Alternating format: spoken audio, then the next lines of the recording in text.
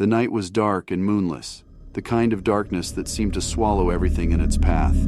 I gripped the steering wheel tightly, my knuckles turning white, as I navigated the winding road that cut through the dense forest. The only source of light was the weak glow of my car's headlights, painting eerie shapes on the trees that lined the sides of the road. I glanced at the clock on the dashboard. It was well past midnight. I had been driving for hours, chasing that elusive promise of reaching my destination before dawn.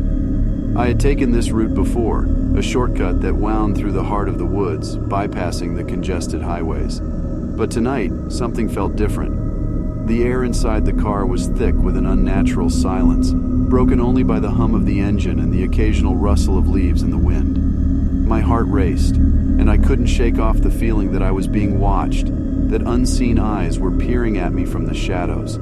As I continued down the desolate road, the trees seemed to close in around me, their branches forming gnarled fingers that reached out menacingly.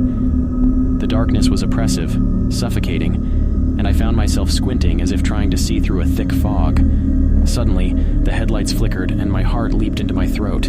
I eased my foot off the gas pedal, praying that the car wouldn't stall out here in this forsaken place. The headlights steadied, and I let out a sigh of relief, but that relief was short-lived. Up ahead, a figure emerged from the darkness, a hitchhiker. My instincts screamed at me to keep driving, to not stop for a stranger in the middle of the night on this desolate road.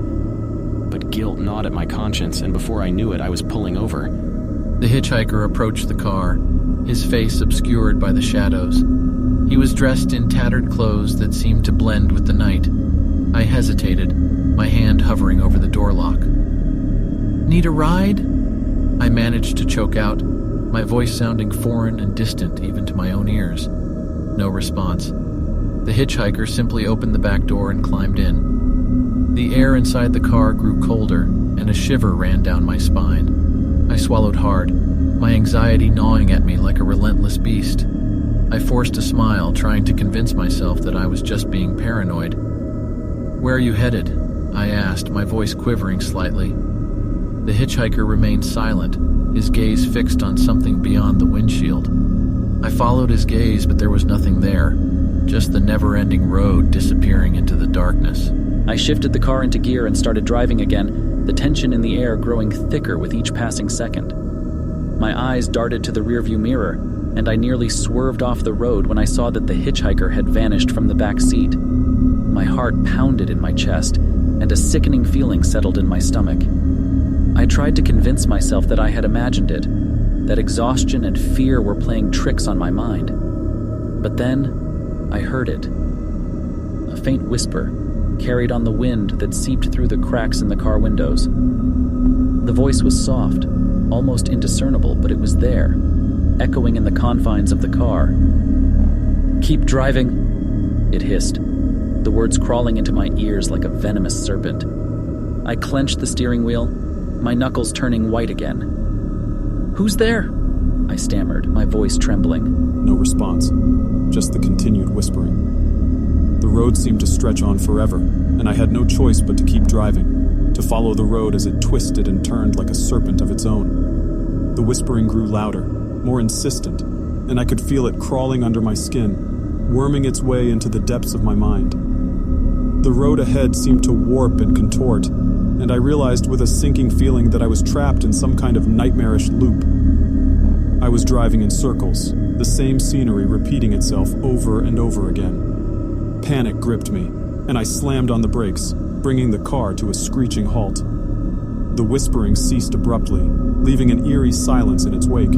I sat there, breathing heavily, my mind racing. The car's headlights illuminated the road in front of me, and I saw something that made my blood run cold. A figure standing in the middle of the road up ahead, its features hidden in the darkness. It was the hitchhiker, but there was something off about him, something otherworldly. With trembling hands, I shifted the car into reverse and began to back away, my eyes never leaving the figure. It didn't move, didn't even acknowledge my presence. As I continued to reverse, the whispering returned, a cacophony of voices now, all urging me to stay, to keep driving this never-ending road. But I couldn't take it anymore. Adrenaline coursing through my veins, I slammed my foot on the gas pedal and sped past the figure, the wind howling around me. The road seemed to stretch and twist impossibly, and then, all at once, I burst through the forest and onto a familiar highway. Relief flooded over me as I realized I was free from that accursed road. The whispers had vanished, and the darkness had lifted. I drove until I reached a gas station, where I finally stopped to catch my breath. I glanced back at the road I had come from, but all I saw was the highway stretching into the distance.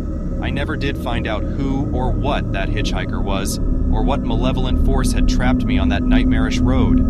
But one thing was certain: I would never drive at night again. Not on any road, not after what I had experienced. The memory of those haunting whispers would forever echo in the corners of my mind, a chilling reminder of the darkness that lurked just beyond the reach of the headlights.